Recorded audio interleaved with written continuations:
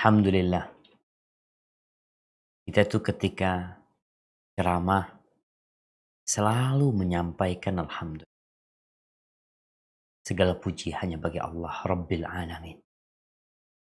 Dialah alam semesta, dialah pencipta, pemilik, pengurus alam semesta ini. Wassalatu wassalamu ala sayyidil mursalin. Salawat dan salam semoga senantiasa tercurahkan untuk yang termulia di antara umat manusia, yang terkemuka di antara para nabi dan utusan Allah, baginda Nabi kita Muhammad alaihi salatu wassalam. Hari ini hari Jumat, harinya bersalawat buat Nabi alaihi salatu wassalam, dan salawat itu salah satu bentuk syukur kita kepada Allah. Salawat itu salah satu bentuk cinta kita kepada Rasul sallallahu alaihi wasallam. Semoga salawat itu bersambung untuk keluarga beliau, untuk istri-istri beliau, untuk putra-putri beliau, dan untuk seluruh sahabat Nabi. Semoga Allah meridai kita bersama mereka. Amma ba'd. Jamaah rahimakumullah, khususnya para dokter, ya, para medis yang ada di sana, ana benar-benar tersanjung sekali tatkala diundang untuk dapat berbagi di pagi hari yang indah ini. Ana ingin mengajak diri ana sendiri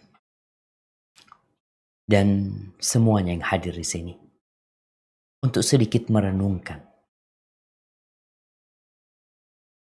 tentang nikmat-nikmat yang Allah berikan kepada kita.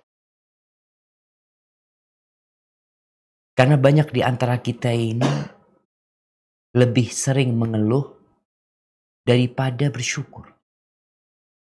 Karena dalam pandangan dia, nikmat Allah tuh dikit. Padahal dalam kondisi apapun. Dalam kondisi apapun. Sekarang kondisi pandemik. Para dokter dalam kondisi mungkin sekarang BPJS. Ya. Anda mendengar keluhan-keluhan dokter-dokter spesialis dengan sistem yang mungkin ada sedikit ketimpangan di sana. Kemudian muncul dari dirinya perasaan gak nyaman. Lupa dengan nikmat-nikmat Allah yang banyak dan dia fokus kepada satu petaka, satu perkara yang tidak dia inginkan sehingga dia jadi kufur kepada nikmat-nikmat Allah SWT. Allah Azza wa Jalla berfirman di surat An-Nahl ayat 18. Apa ada yang mau bacain di sana? Surat An-Nahl ayat 18. Dr. Masrul? Apa ada yang mau bacain di sana? Tafadhal. Siapa dokter yang mau baca? Nah, silakan. Kalau ada yang angkat tangan itu.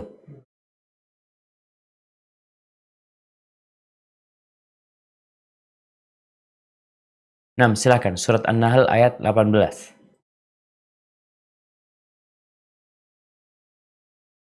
Fadhal, dibaca ayatnya, kemudian dibaca artinya. Iya, kayaknya pada di mute ya, jadi nggak bisa dengar ini.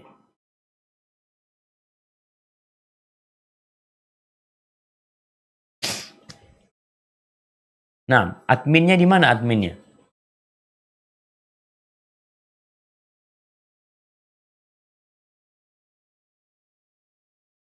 Dibuka surah An-Nahl ayat 18.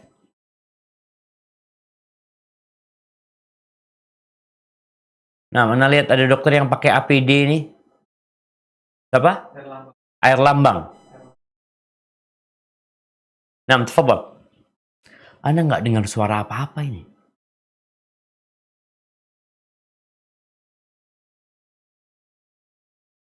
Mungkin adminnya perlu lebih aktif.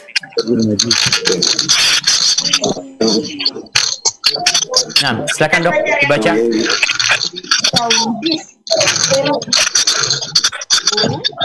Saya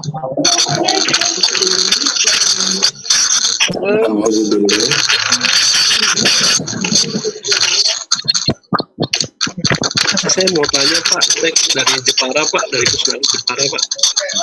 Saya mau tanya tuh kalau pelayanan untuk bisa datang langsung mulai kapan ya? Sudah bisa datang langsung? Nah, tafadhal.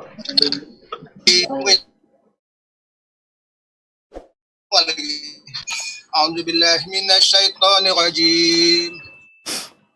In ta'uddu ni'matallahi la tuhsuha. Innallaha laghafurur rahim. Ya, artinya? Artinya, dan jika kamu menghitung nikmat Allah, niscaya kamu tidak akan mampu menghitungnya. Sungguh Allah Maha benar-benar Maha Pengampun, Maha Penyayang. Barakallahu fikum. Ini Allah yang mengatakan. Kalau kalian menghitung nikmat-nikmat Allah, ini menghitungnya, belum bicara syukurnya. Hanya menghitung jumlahnya. Kalian nggak akan pernah bisa menghitung. Tapi kalau kalian mau menghitung musibah yang pernah menimpa kalian, akan terhitung. Silahkan dibuka lembaran-lembaran masa lalu, dihamparkan. Lihat musibah-musibah yang menimpamu. Pada tahun sekian, aku terkena musibah. 1 hari, 2 hari, 3 hari. Orang-orang sakit lah, berapa hari. Setelah itu sembuh dia. Nih orang-orang yang kena jantung. Mengeluh, Ustaz, Anda sakit jantung udah 10 tahun. Alhamdulillah, antum sakit jantung 10 tahun. Mata antum masih bisa melihat. Telinga antum masih bisa mendengar. Kaki antum masih bisa melangkah. Lisan antum masih bisa berbicara. Jadi coba hitung nikmat. Nggak mungkin kalian bisa menghitungnya. Apalagi mensyukurinya. Maka hitunglah musibah yang menimpamu. Coba engkau lihat. Terbilang. Innallaha la ghafurur rahim. Tapi sungguh Allah benar-benar maha pengampun atas keteledoran hambanya, kelalaiannya, lupa dengan nikmat-nikmat Allah subhanahu wa ta'ala. Dan Allah itu maha pengasih. Jadi kita akan mendapati banyak ayat di dalam Al-Quranul Karim yang memotivasi hamba untuk bersyukur.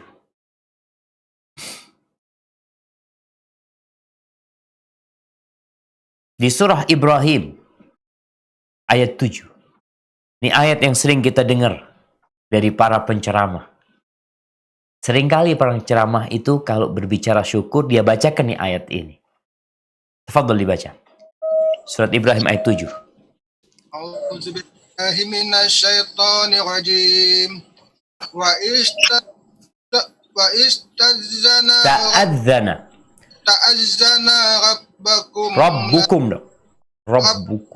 la in syakartum la azidannakum wa la in kafartum inna azabi lasyadid. Dan ingatlah ketika Tuhanmu memaklumkan, sesungguhnya jika kamu bersyukur, niscaya aku akan menambah nikmat kepadamu. Tetapi jika kamu mengingkari nikmatku, maka pasti azabku sangat berat. Barakallahu fikum. Allah telah memaklumkan kepada kita. Kalau bersyukur ditambah. Lalu kenapa kita tidak bersyukur? Kita lihat bagaimana manusia berlomba-lomba untuk mendapatkan tambahan rizki. Untuk mendapatkan tambahan jabatan, tambahan kehormatan, tambahan nikmat. Kesehatan macam-macam sekarang di COVID-19 itu orang tuh ingin mendapatkan tambahan dari Allah Subhanahu wa taala. Banyak orang-orang yang kondisi ekonominya terpuruk. Kesehatannya juga seperti itu.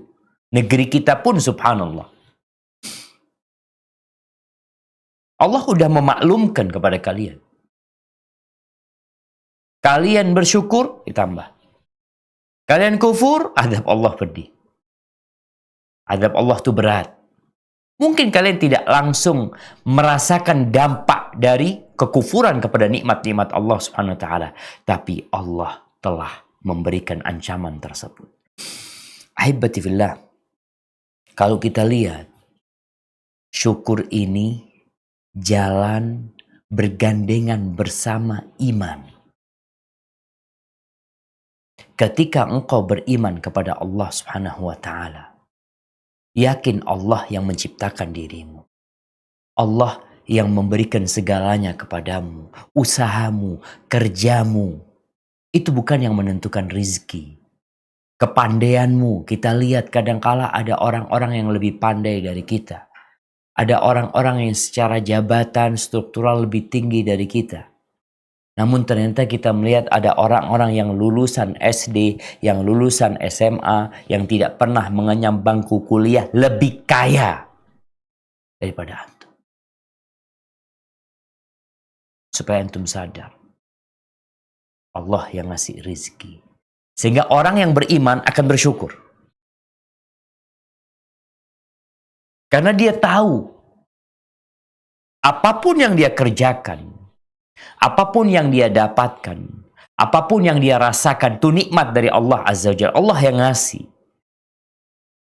Namun kadangkala kita itu berterima kasih kepada pengantar, tapi lupa berterima kasih kepada pemberi.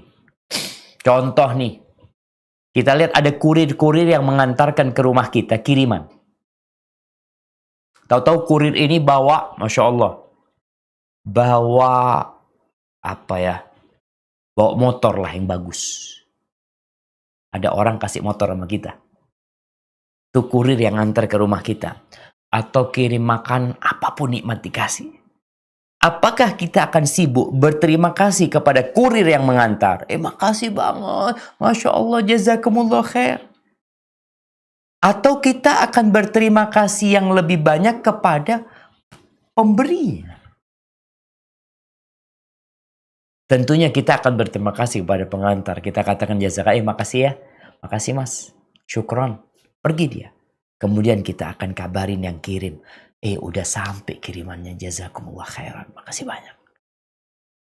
Disinilah manusia kadangkala terjebak dalam kesalahan. Dia berterima kasih terlalu banyak kepada kurir dan lupa berterima kasih kepada pemberi yang sebenarnya. Manusia-manusia yang memberikan sesuatu kepada kita, sejatinya dia itu hanya pengantar. Itu rizki dari Allah Subhanahu wa taala. Dia cuma nganterin. Kita berterima kasih kepada yang nganterin kita, tapi terus bersyukur kepada Allah Subhanahu wa taala. Ini berkaitan dengan iman. Apakah antum beriman dengan firman Allah Subhanahu wa taala? Innallaha huwar razzaq dzul quwwatil matin. Sesungguhnya Allah lah yang maha memberikan rizki dan dia yang maha kuat dan maha perkasa. Apakah kau beriman dengan ayat itu? Apakah engkau beriman bahwasanya Allah Rabbul Alamin?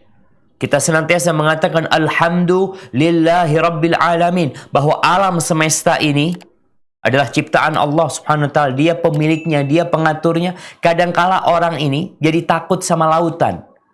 Ada bersyukur kepada lautan, ada bersyukur kepada gunung. Tuh gunung semua ciptaan Allah Subhanahu wa taala. Engkau bersyukur kepada Allah Jalla Jalaluhu Rabbul Alamin.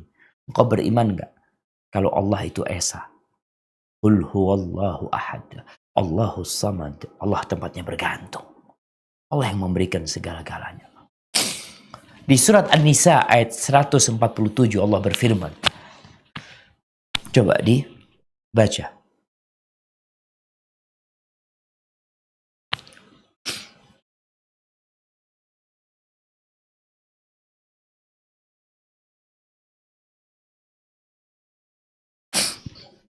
A'udzubillahi minasyaitonirrajim. Ma yaf'alullahu bi'azabi dengan Saudi melalui mazhab yang sangat populer di Saudi, yaitu kanallahu syakiran alima. Allah tidak akan menyiksamu jika kamu bersyukur dan beriman, dan Allah maha mensyukuri, maha mengetahui. Allahu Akbar. Allah tuh nggak akan menyiksa kita kalau kalian bersyukur, kalau kita bersyukur dan beriman. Allah tuh pandai berterima kasih kepada hambanya. Mensyukuri perbuatan hambanya. Dengan cara seperti apa? Hamba melakukan satu amalan, Allah balas 10. Sodakoh 10.000. Sodakoh 10.000. Allah ganti jadi 700.000. Allah ganti jadi 7 juta. Salat sekali Allah tulis 10 buat engkau. Artinya ketika hamba pandai bersyukur kepada Allah SWT dan beriman tentunya yang menjadikan dia hamba yang pandai bersyukur, Allah nggak akan menyiksa kita. Ahibati fillah, apa fasilitas yang Allah berikan kepada kita? Kalau dikatakan masihkah kita tidak bersyukur? Apa fasilitas yang Allah berikan kepada kita? Nih dokter-dokter Masya Allah. Apalagi dokter ahli bedah. Yang dia melihat ciptaan Allah Subhanahu wa taala, dia melihat karunia Allah, dia melihat ada yang rusak, ada yang harus diperbaiki. Siapa yang merusaknya? Kadangkala pemiliknya yang merusak nikmat Allah Subhanahu wa taala. Kadangkala dia yang tidak jaga. Dikasih motor, ada orang dikasih sepeda atau kasih motor, kasih mobil, dia tabrak-tabrakin. Ada polisi tidur, dia jalannya nggak pelan-pelan. Ngebut dia semau dia. Rusak itu mobil. Itu bentuk dia tidak bersyukur kepada Allah SWT.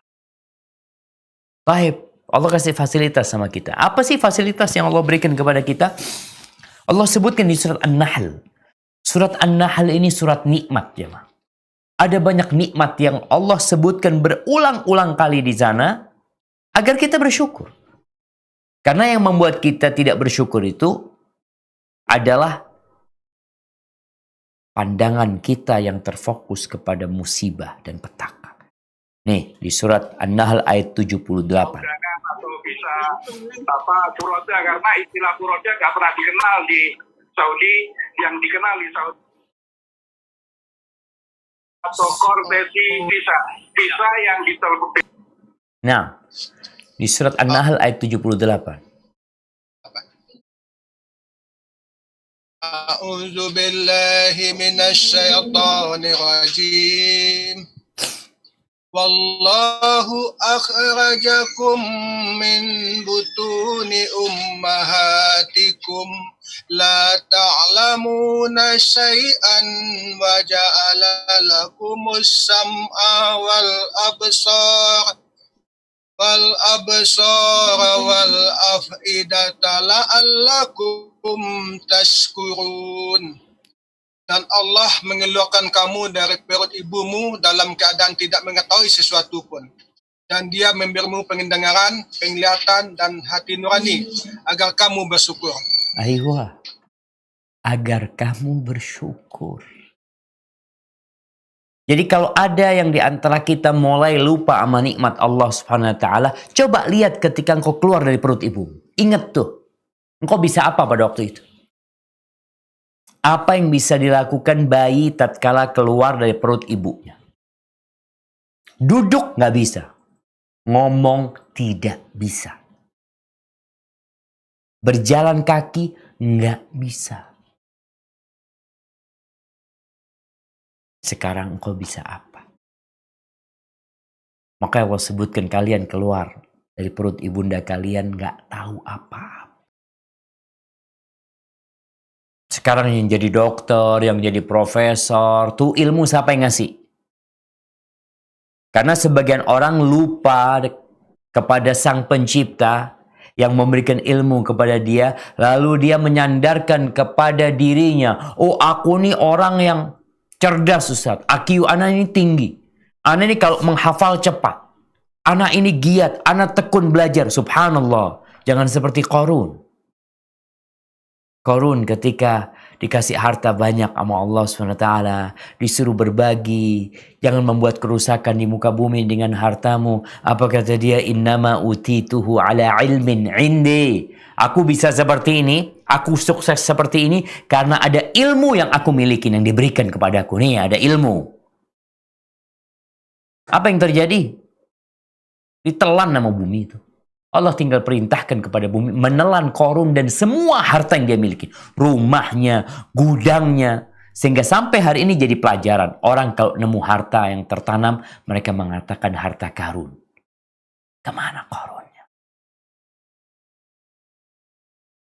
Maka Allah ingatkan kita. Jadi tatkala kita mendapati kondisi-kondisi yang kemudian kita hendak mengeluh, ingat, Allah mengeluarkan kalian dari perut ibunda kalian.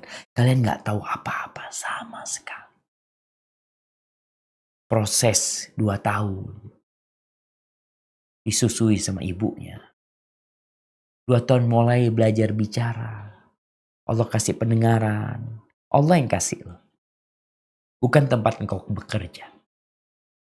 Bukan perusahaan yang menerimamu untuk menjadi pegawai di sana, yang mengangkatmu untuk menjadi pejabat di sana, memberikan rezeki yang banyak kepadamu. Bukan. Nggak pernah perusahaan kita itu kasih mata sama kita. Walaupun dia kasih gaji kita tiap bulan 100 juta, 200 juta, tapi ingat, perusahaan menggunakan fasilitas dari Allah Subhanahu wa taala. Coba bilang sama perusahaan, bilang sama kantor, "Pak, Bapak ini mau mempekerjakan saya. Bapak aja kalau sewa peralatan ya, kalau kita bicara di rumah sakit lah, sewa alat-alat ini itu mahal itu alat-alat. Bapak ini akan pakai mata saya.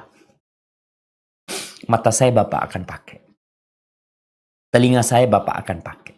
Itu semua ada biaya sewanya. Kira-kira berapa perusahaan akan membayar?" Subhanallah.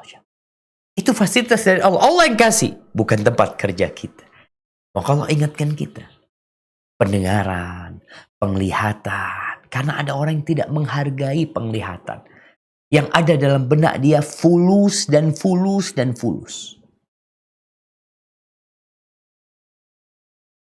Mata kita dibandingkan dengan jam yang paling mahal di muka bumi ini, itu jauh lebih indah mata kita.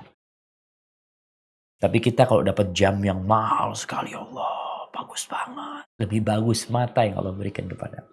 Wal afidah, nih dokter jantung. Allah kasih jantung sama kita. Hati. Subhanallah ya. Makanya dokter jantung itu, ya seharusnya menjadi orang yang sangat bersyukur kepada Allah Subhanahu wa taala. Karena dia melihat bagaimana proses, bagaimana cara kerjanya jantung. Kira-kira kalau ada perusahaan yang suruh bekerja seperti jantung kita gimana? Terus bekerja. Dari sejak di perut ibunya. Kemudian dia keluar. Kadang-kala ada orang yang bocor jantungnya.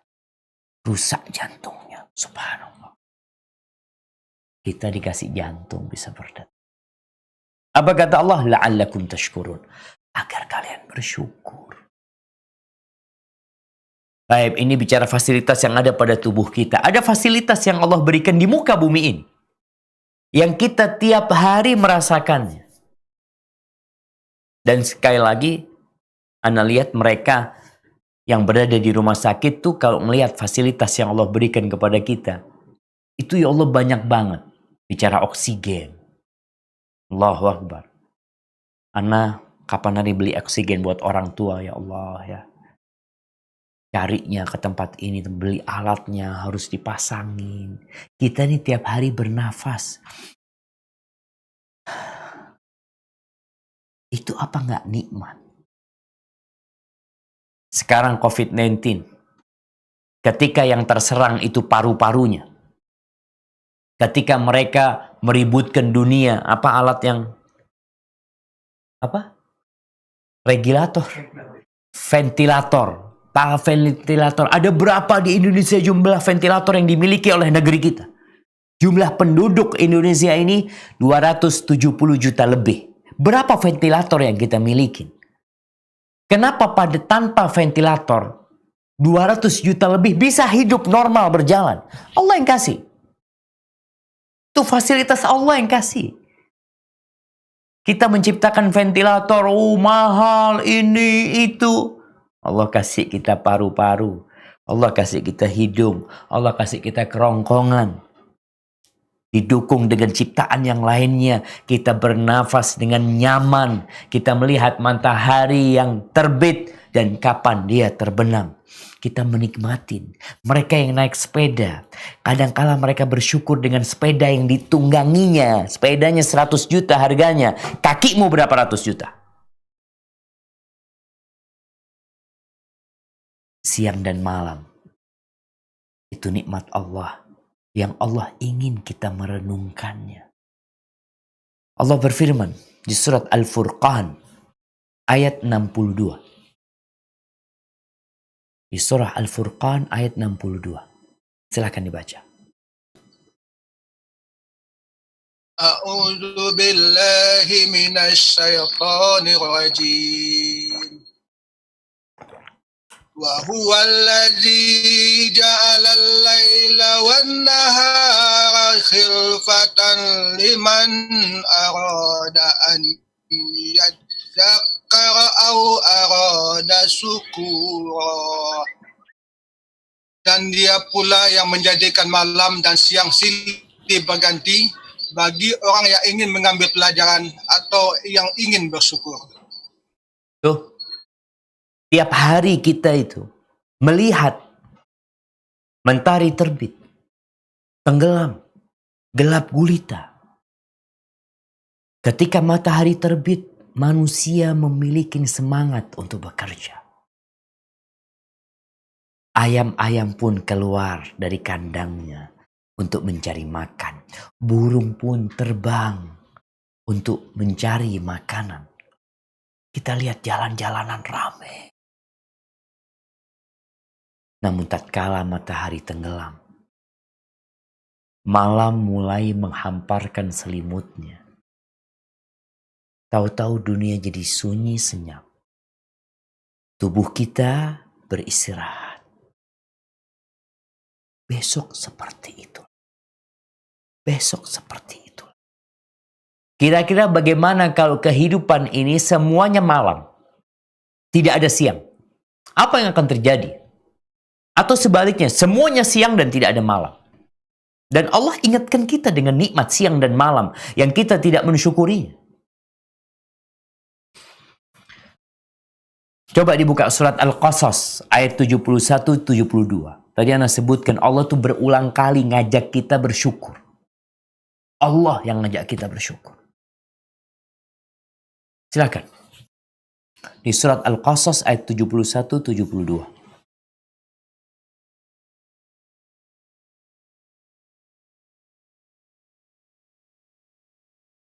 A'udzu billahi minasy syaithanir rajim. Qul ara'aytum in ja'alallahu 'alaikumul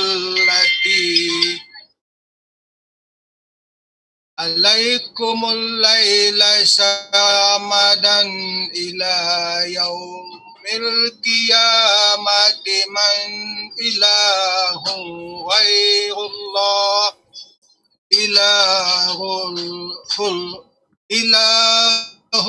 ghairullahi ya'tikum bidiya'in afala tasma'un. Qul ara'aytum in ja'alallahu 'alaikumun nahara sarmadan ila yaumil qiyamati man ilahun ghairullahi ya'tikum bilailin taskununa fihi afala tubsirun. Katakanlah Muhammad, bagaimana pendapatmu jika Allah menjadikan untukmu malam itu terus-menerus sampai hari kiamat? Siapakah Tuhan selain Allah yang akan mendatangkan sinar terang padamu? Apakah kamu tidak mendengar?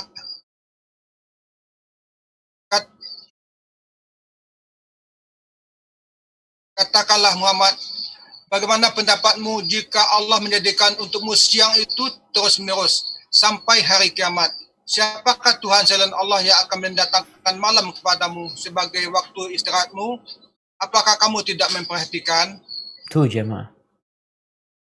Makanya kita masih melihat adanya manusia-manusia yang mengabdi kepada selain Allah Subhanahu wa taala. Meminta kepada patung, meminta kepada berhala, meminta kepada mentari, meminta kepada lautan.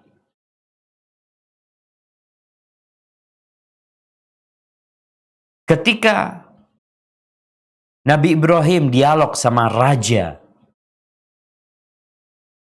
tentang Allah Subhanahu wa taala. Nabi Ibrahim mengatakan, Rabbi alladhi yuhyi wa yumiit.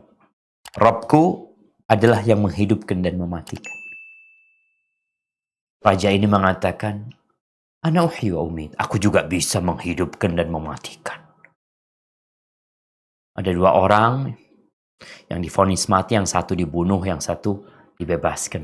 Nih, aku menghidupkan fulan dan aku mematikan fulan. Nabi Ibrahim tidak memperpanjang debat dia dengan manusia seperti ini. Kata Nabi Ibrahim, fa inna Allah ya'ti bisyamsi minal masyriq fa'ti biha minal maghrib. Oh, engkau mengaku Tuhan. Allah itu menerbitkan mentari dari timur, engkau terbitkan dia dari barat. Fabuhital ladzi kafar. Maka bersyukurlah kepada Allah jemaah. Manusia itu terbagi menjadi dua. Bersyukur dan tidak bersyukur. Syakir, kafir. Allah sebutkan di surat Al-Insan, surat manusia. Tentang ana, tentang antum, tentang 7 miliar manusia yang ada di muka bumi ini. Di surat Al-Insan, coba dibaca ayat 1 dan 2 aja. Panjang tuh tentang manusia. Tentang kemanusiaan. Yang orang selalu berpikir, ya hak asasi manusia, hak asasi manusia. Nah, engkau punya hak. Tapi ingat, engkau juga punya kewajiban. Silahkan dibaca. Surat Al-Insan ayat 1 dan 2.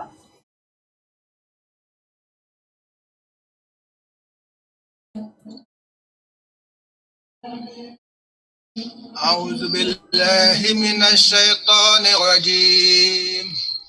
Bismillahirrahmanirrahim.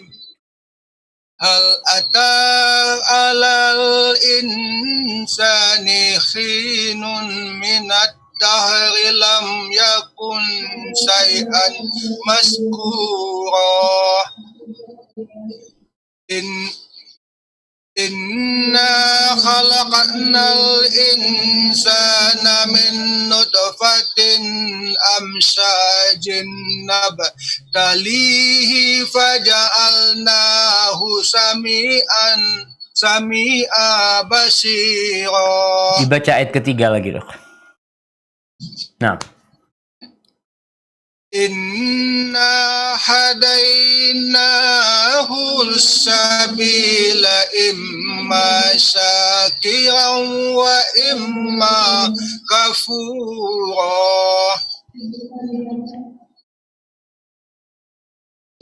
Bukankah pernah datang kepada manusia waktu dari masa yang ketika itu belum merupakan sesuatu yang dapat disebut? Sungguh kami telah menciptakan manusia dari setetes mani yang bercampur, yang kami hendak mengujinya dengan perintah dan larangan. Karena itu, jadikan dia mendengar dan melihat. Sungguh, kami telah menunjukkan kepadanya jalan yang lurus. Ada yang bersyukur dan ada pula yang kufur. Nah, kita ini gak pernah ada dulu. Cerita pun tidak pernah disebutkan.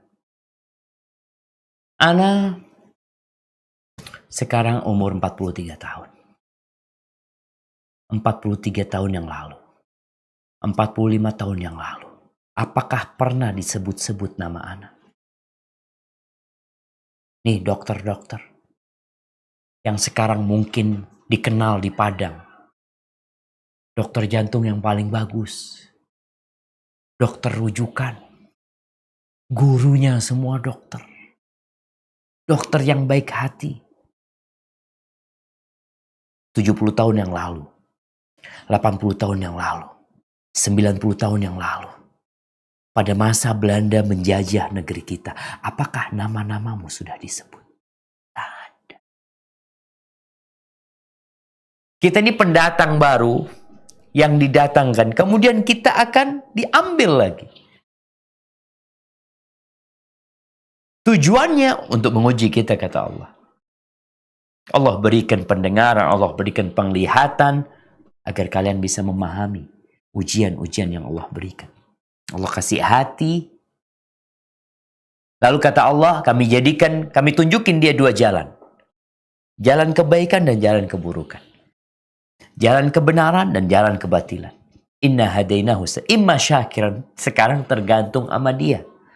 Dia mau jadi orang yang bersyukur atau mau jadi orang yang kufur.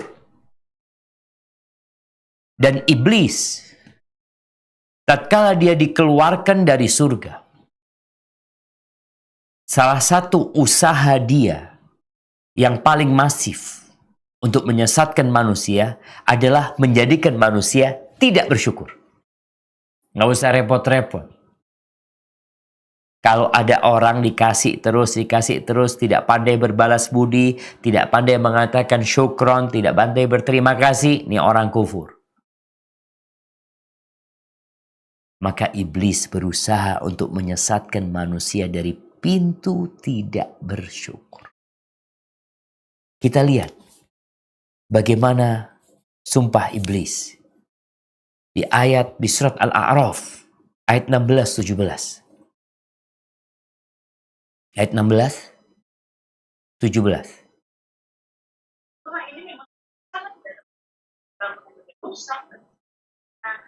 Nah, A'udzu billahi minasy syaithanir rajim. Qala fa bima aghwaytani la aqudanna lahum siratakal mustaqim. Summa la'atiyannahum min baini aydihim wa min khalfihim wa an aymanihim wa an samailihim wa la tajidu aksarahum sakirin. Iblis menjawab, karena engkau telah menyesatkan aku, pasti aku akan selalu menghalangi mereka dari jalanmu yang lurus. Kemudian, pasti aku akan mendatangi mereka dari depan, dari belakang, dari kanan, dan dari kiri mereka. Dan engkau tidak akan mendapati kebanyakan mereka bersyukur. Itu kata iblis. Dia tahu nih manusia dikasih nikmat sama Allah Subhanahu wa Ta'ala. Maka bagaimana sekarang mengkondisikan manusia? Kalau tadi Allah menceritakan bahasanya iblis, aku akan datang dari depan, dari belakang, dari kanan, dari kiri. Pokoknya dari segala penjuru dia akan berusaha menyesatkan manusia yang endingnya dia nggak bersyukur. Udah cukup buat iblis. Endingnya dia nggak bersyukur. Kalau bisa dia tidak bersyukur sampai kepada kesyirikan, itu puncak yang diinginkan iblis. Kalau enggak, paling enggak dia menggunakan nikmat-nikmat itu dalam kemaksiatan, itu juga tidak bersyukur. Dan kalau iblis mengatakan engkau akan mendapati kebanyakan mereka tidak bersyukur, dan ternyata realitanya Allah itu menyebutkan bahwa kebanyakan manusia itu bersyukur.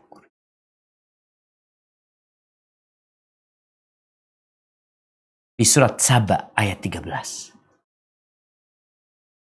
Bagaimana Allah Azza wa Jal menyebutkan tentang kondisi manusia ini. Ketika Allah perintahkan kepada Nabi Dawud alaihissalam. Nabi Dawud itu dikasih nikmat sama Allah. Masya Allah. Lalu Allah suruh apa Nabi Dawud? Nah, tafadhal. Dibaca.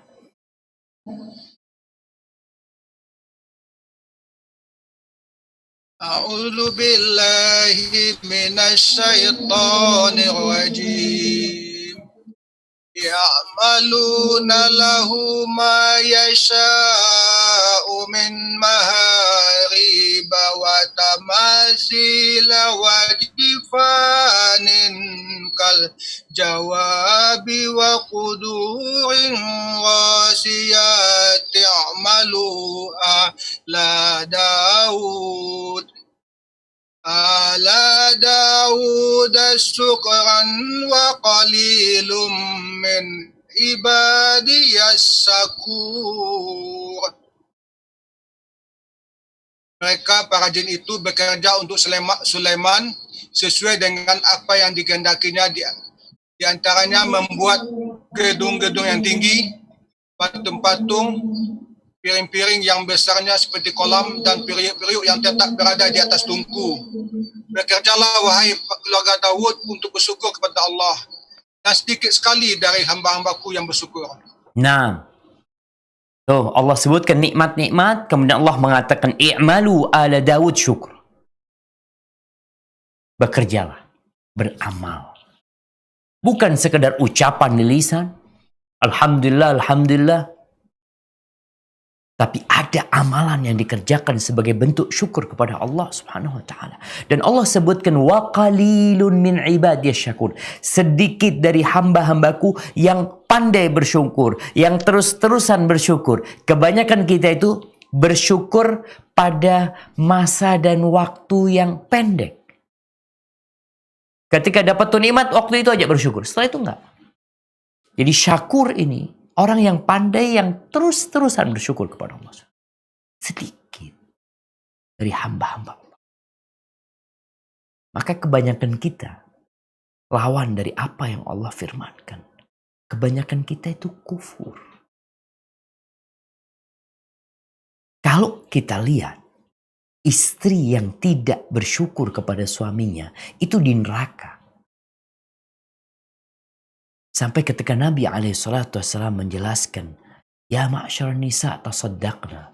Wahai para wanita, kalian banyak-banyak sedekah. Fa inni ra'aitu kunna aktsara ahlin nar. Aku melihat kebanyakan kalian di neraka. Akhirnya ada seorang wanita yang bertanya, walima ya Rasulullah. Kenapa wahai Rasulullah SAW? Yakfurn. Mereka kufur. Lalu sahabat bertanya, ayakfurna billah. Apakah mereka kufur kepada Allah? Enggak. Mereka kufur kepada pasangan hidupnya. Kepada suaminya. Nih, Allah sampai sebutkan. Lau ahsanta ila ihdahunna dahra. Kalau engkau suami berbuat baik kepada istri sepanjang tahun. Lalu sekali melakukan kesalahan suaminya. Sang istri mengatakan, bang, aku gak pernah ngelihat engkau berbuat baik sedikit. Lupa dengan nikmat sepanjang 1 tahun. Itu diancam masuk neraka. Gimana dengan kita? Yang selama hidup dikasih nikmat terus sama Allah SWT. Lalu dikasih cobaan sekali, 2 kali, 3 kali. Lalu kita lupa dengan nikmat yang Allah berikan kepada kita bertahun-tahun. Allah kasih nikmat. Ada seorang yang berangkat ke dokter. Dia kena diabetes. Umurnya sudah 60 tahun. Ketika datang ke dokter, dikasih tahu bapak ini kena diabetes. Maka bapak nggak boleh ini, nggak boleh. Ada pantangan-pantangan yang harus dijaga. Apa kata orang ini? Siap dok, makasih banyak dok. Sudah 60 tahun saya pakai dok. 60 tahun. Saya makan semau saya. Minum semau saya. Alhamdulillah dok. Baru sekarang. Disinilah orang ketika memandang kepada nikmat, dia tidak akan punya masalah dalam kehidupan ini. Karena nikmat Allah jauh lebih besar daripada musibah yang menimpa kita. Maka masihkah kita tidak bersyukur kepada Allah? Rasulullah SAW mengajarkan doa kepada Mu'adz bin Jabal. Apa doanya? Yang dibaca di penghujung sholat, di akhir sholat. Allahumma a'inni ala dzikrika wa syukrika wa husni ibadatik. Ya Allah, bantulah aku untuk mengingatmu. Bantulah aku untuk mengingatmu. Wa syukrik, dan bersyukur kepadamu ya Allah. Minta dibantu. Karena tanpa bantuan Allah kita nggak akan bisa bersyukur. Wa husni ibadatik, dan ibadah yang baik.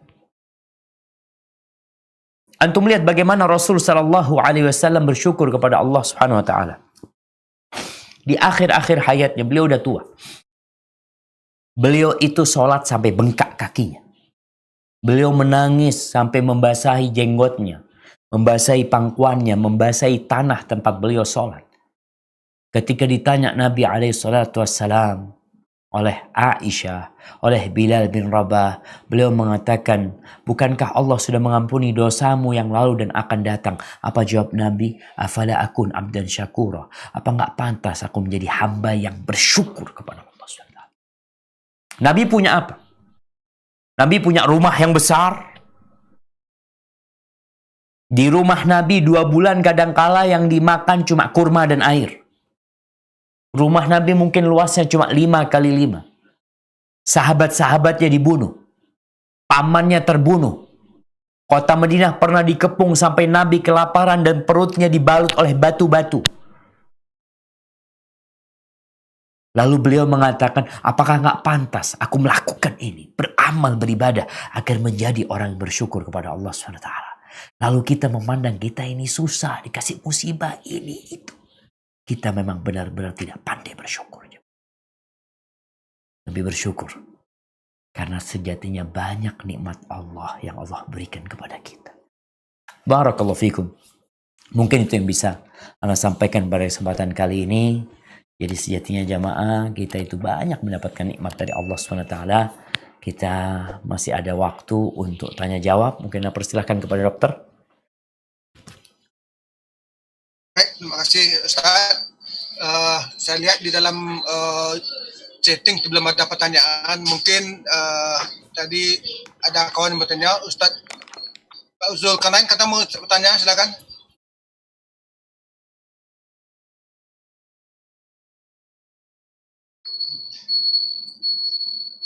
Assalamualaikum, terima kasih. Waalaikumsalam warahmatullah. Nah, Ustaz, tadi dalam surat Ibrahim dikatakan tentang bagaimana kafiat kalau kita bersyukur dan kalau kita kufur. Dikatakan bahwa azab Allah itu sangat pedih. Jadi, apakah langsung pada saat kita tidak bersyukur itu azab itu turun? Kalau kita ketahui, azab itu konotasinya di akhirat kelak, Ustaz. Mohon pencerahannya, Ustaz. Terima kasih. Assalamualaikum warahmatullahi wabarakatuh. Waalaikumsalam warahmatullahi wabarakatuh. Subhanallah, ya jemaah. Ini pertanyaan yang menarik sekali ya. Di surat Ibrahim disebutkan kalau engkau bersyukur, Allah tambahin. Kalau engkau kufur, adab Allah itu pedih. Apakah kontan Allah berikan? Saya bukan bicara adab aja.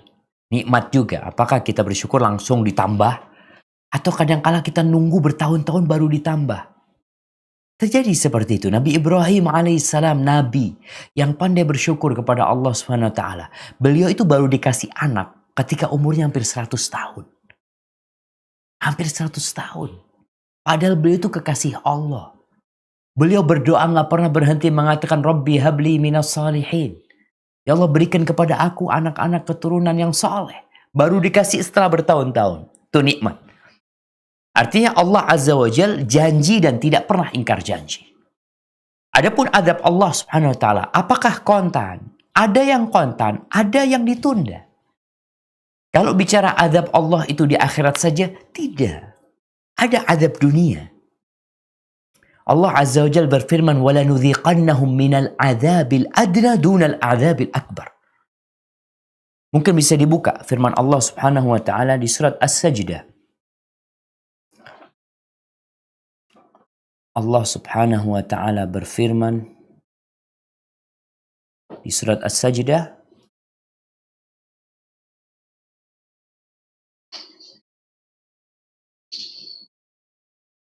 ayat 21.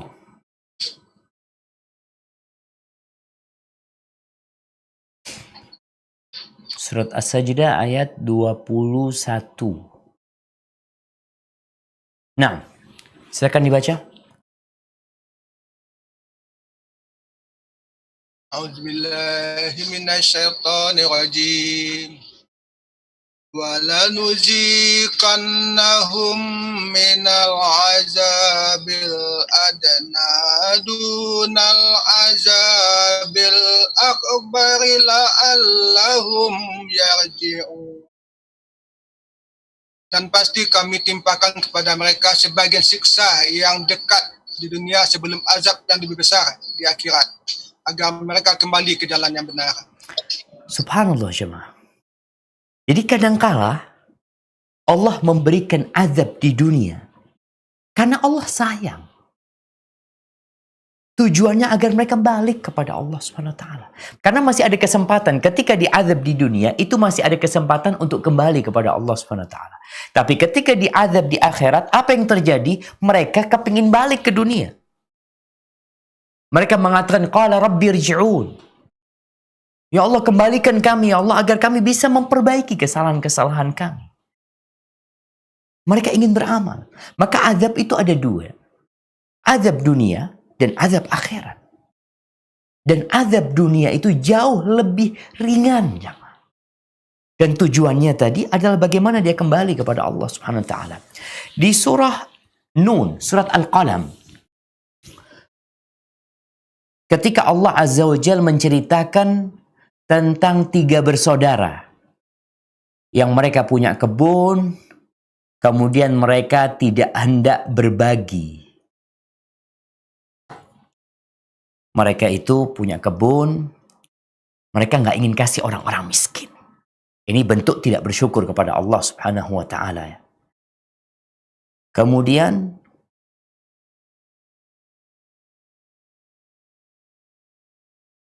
bentar.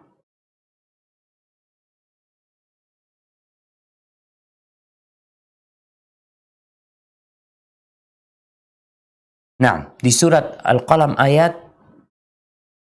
33. Akhirnya ketika mereka malam hari bercerita besok kita akan panen ya, nggak usah kita rame-rame, nggak usah woro-woro ya, kita berangkat pagi-pagi supaya nggak ada orang miskin yang tahu. Tahu-tahu di pagi harinya ketika mereka bangun menuju kebun mereka itu telah hangus. Hangus. Lalu apa kata Allah? Mereka akhirnya bertobat. Artinya tujuan Allah memberikan azab itu agar mereka kembali kepada Allah SWT. Dan alhamdulillah mereka kembali kepada Allah SWT. Di ayat 33 setelah cerita itu Allah menyebutkan. Coba dibaca. Ayat 33. Nah. A'udzu billahi minasyaitonir rajim. Kazalikal azabu wal azabul akhirati akhbaru law kanu ya'lamun. Seperti itulah azab di dunia dan sungguh azab akhirat lebih besar sekiranya mereka mengetahui. Barakallahu fiikum. Jadi azab itu ada azab dunia, ada azab akhirat. Kadang-kala kita melihat ada orang-orang yang tidak bersyukur. Dari mana kita tahu dia tidak bersyukur? Dia Ustaz dikasih kekayaan, dikasih nikmat sama Allah, dikasih ilmu, dikasih jabatan, tapi ternyata untuk kemaksiatan. Itu gimana Ustaz? Katanya orang yang bertakwa sama Allah, Allah akan kasih rizki dari arah yang tidak disangka-sangka. Ini orang nggak bertakwa, rizkinya berlimpah ruah.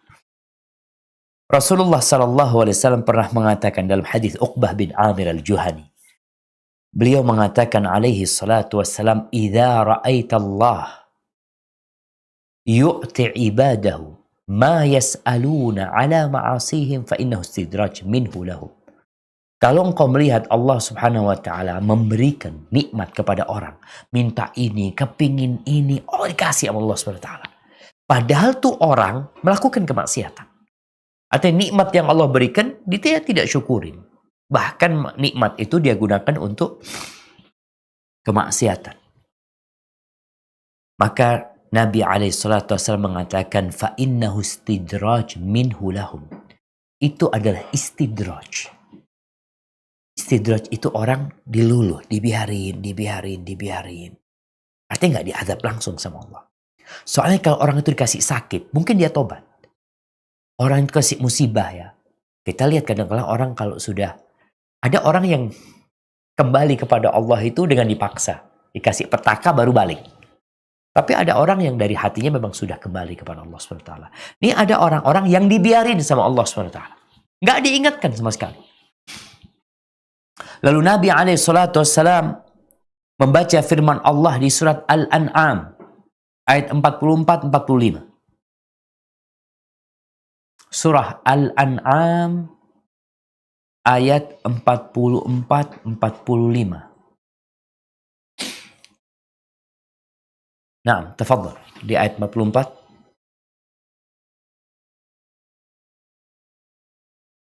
أعوذ بالله من الشيطان الرجيم فلما نسوا ما ذكروا به فتحنا عليهم أبواب كل شيء حتى إذا فرحوا بما أوتوا أخذناهم بغتة فإذا هم مبلسون. Mungkin cukup satu ayat aja, Dok.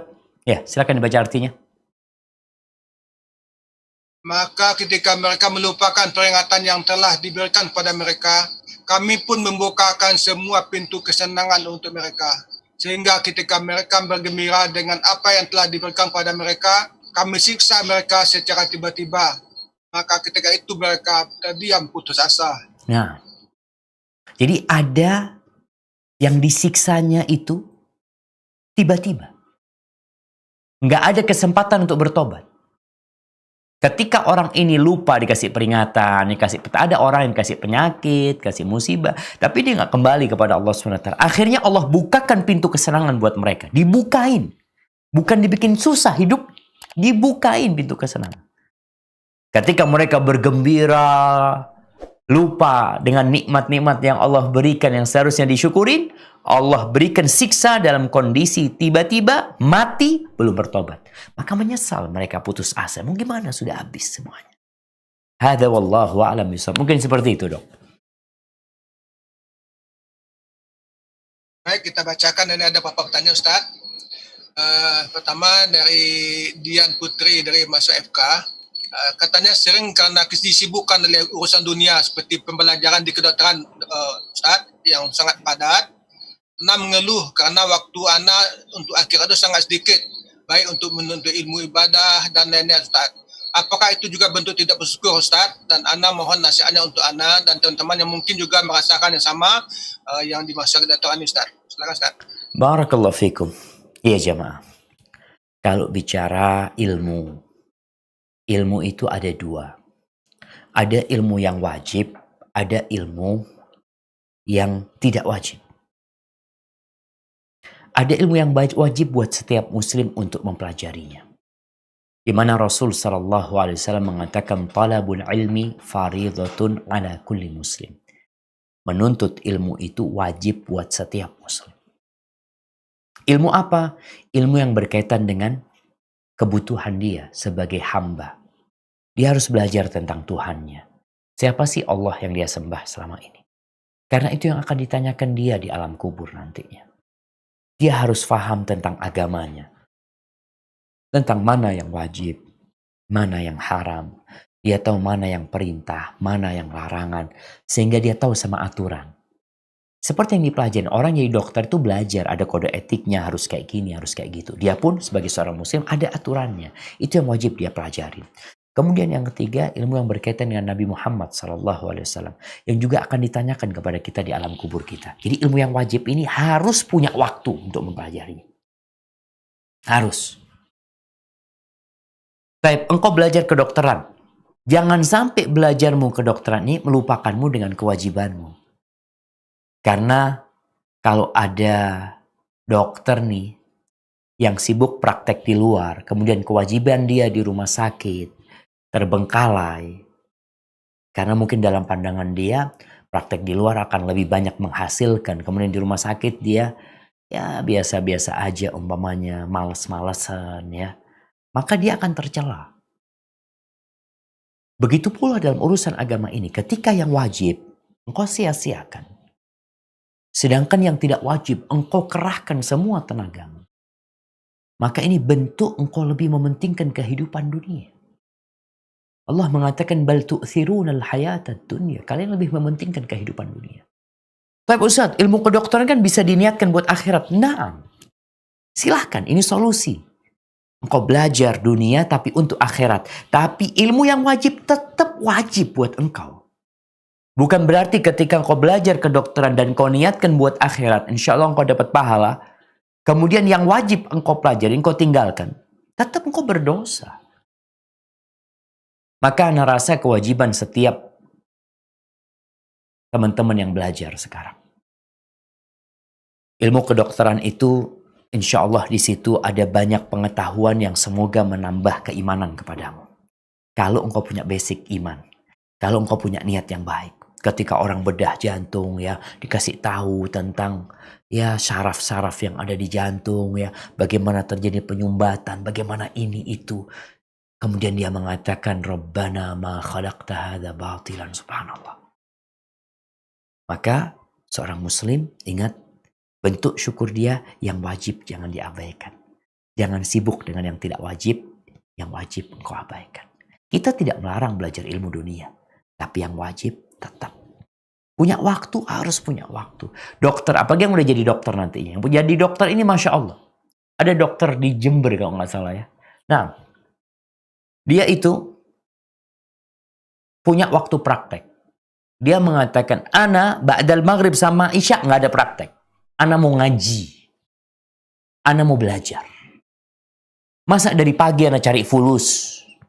Oke, ngurusin orang ada waktu ana ngurusin orang. Ana juga harus ngurusin diri ana sendiri. Maka tuh dokter, bainal maghrib wal isya dia ngaji. Ada kajian dia datang. Kapan prakteknya? Habis isya. Yang mau datang sedikit, apa alhamdulillah anak pagi udah kerja juga. Sore udah kerja. Masa mau terus-terusan bekerja? Maka di sini bentuk syukur kepada Allah SWT. Dengan Allah memberikan segalanya kepada dia, dia sisihkan waktu tuh. Agar dia lebih kenal sama Allah SWT. Dan perlu kesungguhan. Walladzina jahadu fina lanahdiyannahum subula. Kalau engkau sungguh-sungguh, Allah kasih waktu insyaallah. Allah beri petunjuk kepada jalan yang lurus. Kalau sungguh-sungguh. Tapi kalau ya hanya mengeluh, gak akan menyelesaikan masalah. Hada wallahu a'lam bissawab. Nah. Masih ada waktu, Ustaz? Fadhal, Dok. Masih 10 menit lagi, Dok. Baik. Assalamualaikum Ustaz. Ada yang live langsung? Assalamualaikum Ustaz. Waalaikumsalam warahmatullahi wabarakatuh. Masya Allah, antum lagi di mana ini? Lagi naik sepeda? Itu backgroundnya Ustaz. Masya Allah. Di Alan Panjang, Sumatera Barat. Masya Allah. Tafadhal, Dok. Baik, yang kita hormati sama-sama Pak Ustadz Syafiq Riza Wasolamah. Saya sangat bersyukur sekali ini atas kerjasama Pak Masrul sebagai setiap Jumat ya melakukan kajian di tempat kita di Rumah Sakit Jamil Padang untuk membina tidak hanya ilmu dunia saja, tapi yang sebentar disampaikan oleh Ustadz ya, kita ada namanya Jumat mengaji. Ya, ini salah satu contohnya. Masya Allah, Masya Allah. Baik, dalam kaitan dengan topik kita hari ini, apakah kita masih tidak bersyukur atau tidak bisa bersyukur? Saya cuma sedikit mengambil hadis dari riwayatkan Abu Daud dan At-Tirmidzi. Ini bagaimana kita menerapkannya. Hadis itu adalah waman lam yaskur annas lam yaskurullah. Mohon pencerahannya Pak Ustadz. Ya. Subhanallah jamaah. Nah, ini salah satu bentuk syukur itu gimana? Dalam hadis disebutkan di situ, man lam yashkurin nas lam yashkurullah. Yang tidak berterima kasih kepada manusia itu tidak bersyukur kepada Allah Subhanahu wa taala. Iya. Jadi Allah Azza wa Jal ketika memerintahkan anak untuk berbakti kepada orang tua, Allah itu mengatakan anishkurli wali walidaik. Hendaklah engkau bersyukur kepadaku dan kepada orang tuamu. Kenapa? Karena sejatinya engkau kalau bersyukur kepada Allah tapi nggak berterima kasih kepada orang tua manusia, ada banyak manusia yang berbuat baik kepada kita. Di antara mereka yang paling baik sama kita itu adalah orang tua kita. Maka kita diperintahkan bersyukur.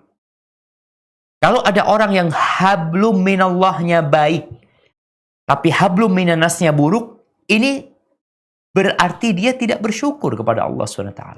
Jadi kesempurnaan syukurmu kepada Allah, engkau pandai berterima kasih kepada manusia.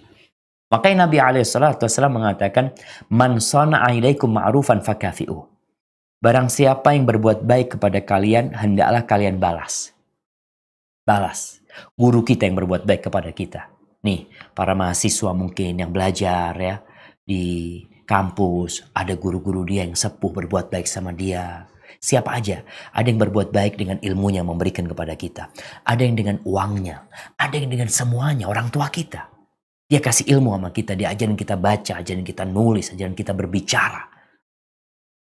Maka ketika ada orang berbuat baik kepadamu, balas kebaikan dia. Balas. Ini bentuk syukur adalah dengan membalas. Kalau nggak bisa, maka doakan dia. Ucapkan jazakumullah khair. Seakan-akan kalian sudah membalas. Jadi bentuk syukur kita kepada Allah Subhanahu wa taala adalah dengan berterima kasih kepada manusia. Nih, kita dulu di pondok itu diajarin, ada dua orang yang harus kita hormatin. Kalau enggak bahaya nih. Yang pertama adalah guru kita, ustadz. Yang kedua adalah dokter.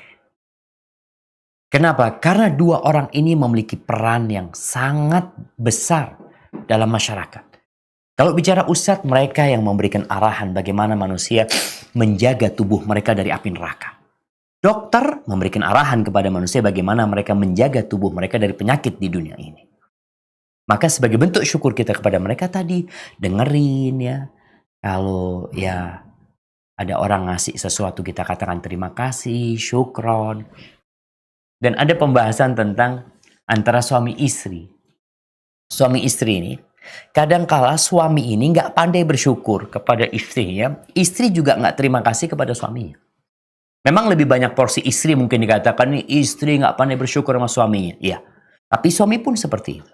Berapa banyak suami kalau di warung, di kantor, ada yang nganterin makanan sama dia, ada yang bawain teh. Apa kata dia? Jazakumullah khair, makasih ya, syukron ya. Istrinya tiap hari menyediakan buat dia makanan, sarapan setiap hari disiapin. Kamar selalu bersih dan rapi, pakaian selalu disetrikakan. Suami tinggal pakai, gak pernah dia mengatakan, terima kasih wahai istriku. Syukran, jazakillah khair. Tapi sama orang lain dia terima kasih. Maka tolong kita jaga nih, karena hadis tadi penting. Ini sebagai kesempurnaan syukur kita kepada Allah. Ketika kita berterima kasih kepada manusia, khususnya mereka yang ada di sekitar kita yang banyak berbuat baik kepada kita. Orang tua kita, istri kita, dan keluarga kita. Hadza wallahu a'lam bissawab. Jazakumullah khair. Barakallahu fikum, Dok. Saya undang, Assalamualaikum terima kasih. Pak Masro. Masih ada 2 menit lagi mungkin. Pak Ustaz, Masro, Assalamualaikum. teman-teman, ini guru saya nih, Pak Menfres Kasim di hadapan kita. Silakan Pak Menfres. Terima kasih. Assalamualaikum warahmatullahi wabarakatuh. Pak Waalaikumsalam Ustadz, warahmatullahi wabarakatuh. ini dari Jember ya, wah Wow, sekali. jauh banget kita ini. Dari Gontor ya Pak. Pak Ustadz, dan juga mungkin saya sampaikan pada kesempatan baik ini buat seluruh teman-teman yang ada di Zoom ini, untuk PPDS residen di Unan, kemudian juga untuk Pak Masrul, Pak Supri, dan semua staf jantung di Unan. Saya menikmati sudah terakhir nih Pak Ustadz, jadi masuknya terlambat tadi. Saya baru lihat-lihat itu di WA grup kolegium, loh ini ada pengajian tapi sudah 8:30 lebih ya. Masya Allah. Ini Pak Ustadz, saya lihat ujungnya saja tadi. Tadi Pak Ustadz mengatakan ada ibadah wajib dan ibadah yang berkaitan dengan profesi kita masing-masing. Jadi kalau kita melihat dari perspektif ini, artinya kan begini Pak, tidak semua kita berkesempatan mendapat pendidikan yang formal dalam arti kajian ya, mengkaji, seperti para santri misalnya. Tapi keinginan kita untuk memahami Islam dengan baik itu tentu ada ya. Termasuk saya yang memang dibesarkan dalam pendidikan kedokteran ya. Nah, salah satu ya saya berdoa juga pada Allah, ya Allah bagaimana caranya saya bisa memahami Islam dengan cepat dan baik begitu kira-kira ya. Nah, jadi kembali lagi ini sedikit ilustrasi Pak Ustadz. Kalau kita menginfakkan terutama dalam bidang pendidikan umpamanya ya, atau dalam ibadah apapun lah. Karena kan setiap kita ini kan khalifah. Jadi khalifah ini kan pemimpin yang akan dimintai pertanggungjawab. Oleh karena itu ketika misalnya saya seorang dokter, seorang insinyur dan sebagainya, dia memegang amanah. Jadi ketika kita mengobati pasien dengan tulus, dengan ikhlas, saya berharap memang Allah melihat itu sebagai amal jariah, bahwa ada reward di belakangnya, diberikan reward, itu adalah ikutan saja, bukan satu tujuan utama. Nah, kira-kira begitu Pak Ustadz. Saya ingin memberi satu contoh ya, dan saya bisa mengatakan ini karena retrospektif ya, jadi sudah berjalan 25 tahun kemudian baru bisa dirasakan. Contohnya, waktu saya masih residen, masih pendidikan jantung di Rumah Sakit Cipto Mangunkusumo, saya pernah stase di Rumah Sakit Angkatan Darat ya, RSPAD.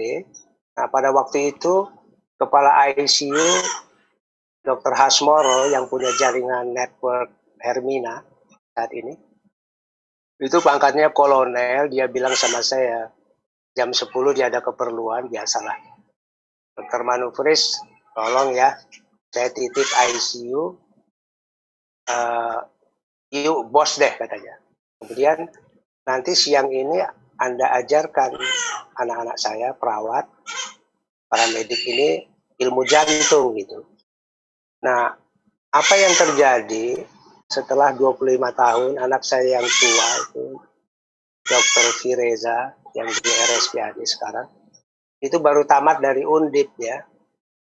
Dia mengikuti course bantuan hidup dasar dan lanjut yang diselenggarakan oleh perhimpunan society kita. Ketemulah salah seorang perawat yang senior, namanya Mbak Retno ya. Pada waktu itu, 25 tahun sebelumnya, waktu anak saya lahir itu, saya memberi nama Reza, Fireza, itu saya sedang stase di RSPAD. Jadi Mbak Retno ini salah satu yang saya berikan ilmu ya, pengetahuan. Nah, lantas anak saya itu waktu dia course itu, Ibu Retno ini tahu itu anaknya Dr. Manufris, di pagutnya, di hak ya, dipeluk-peluk, diguncang-guncang tubuhnya. Kamu ini ayahmu itu pahlawan saya, katanya. Lantas anak saya cerita, wah saya nggak tahu siapa itu Bu Retno, saya pun udah lupa ya. Satu ketika peresmian gedung kantor Perki di Pejompongan itu, beliau Mbak Retno ini ketemu saya, katanya Dr. Manufris masa lupa sama saya. Jadi waktu itulah ilmu yang saya berikan itu sangat bermanfaat. Ketika dia testing untuk ada pertukaran nurse, perawat ke Amerika, dia nomor 1 gitu testingnya, paling tinggi angkanya. Jadi dia katakan, dok, ilmu yang dokter berikan itu membawa saya ke Amerika dan saya lama di sana. Kembalinya ke tanah air, dia diperbantukan oleh Dr. Triato untuk mengajar ACLS ya. Itu satu contoh. Ketika dia menanyakan pada anak saya, kamu sudah bekerja belum? Belum, Mbak Retno. Saya baru selesai pendidikan. Besok kamu bawa itu berkas ke RSPAD, saya akan pertemukan dengan direksi. Jadi ditemukan di hari Jumat, hari Senin dia mulai bekerja. Jadi itu satu contoh. Saya ingat bahwa Allah kan mengatakan amal jariah adalah ilmu yang tiada henti-hentinya, yang memberikan ajrun ya buat orang yang melakukannya dengan ikhlas. Jadi tidak transaksional gitu saya lihat. Nah ini mungkin nanti Pak Ustadz bisa membahasnya atau memberi pencerahan lebih dalam. Terima kasih Pak Ustadz. Ya, barakallahu fikum, barakallahu fikum. Subhanallah jemaah. Ya, ini cerita yang menarik jemaah. Ketika kita berbicara belajar ilmu, ada yang belajar ilmu agama. Tadi dikatakan nyantri, memang fokus belajar agama, sehingga dia di bidang itu berkompeten. Ada yang menjadi dokter, ada yang menjadi insinyur. Ilmu itu tadi Anda sampaikan, ada yang wajib, ada yang tidak. Bukan maksudnya semua harus jadi ustadz, tidak. Semua harus menjalankan roda kehidupan ini sesuai dengan apa yang Allah sudah arahkan di sana.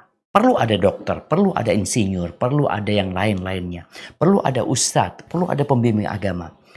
Tidak semuanya harus jadi ustadz, tapi semuanya harus belajar agama. Semuanya harus belajar agama.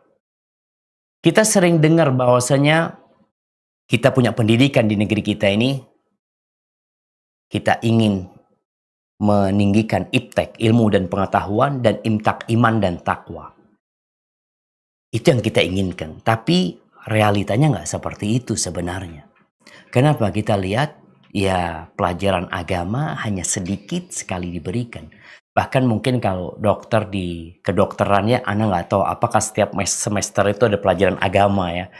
Atau sehingga kita bisa 50-50 lah. Akhirat 50%, dunia 50%. Tapi ternyata enggak. Kuliah bertahun-tahun, mungkin pelajaran agama hanya di semester pertama aja. Selesai, setelah itu enggak ketemu lagi pelajaran agama. Tapi kita tidak perlu menyalahkan sistem yang ada. Karena niat untuk belajar agama itu, kalau memang ada, alhamdulillah terbuka peluang di masjid, di mana kita tetap wajib belajar agama. Ilmu umum, itu tetap akan memberikan manfaat buat orangnya. Ketika orang mati, kata Nabi SAW, "Idza mata ibnu Adam inqata amaluhu illa min thalath." Ketika anak Adam itu mati, putus amalannya kecuali 3. Sedekah jariyah. Sedekah jariyah yang berupa harta. Yang kedua, ilmu yuntafa' bihi. Ilmu yang dimanfaatkan.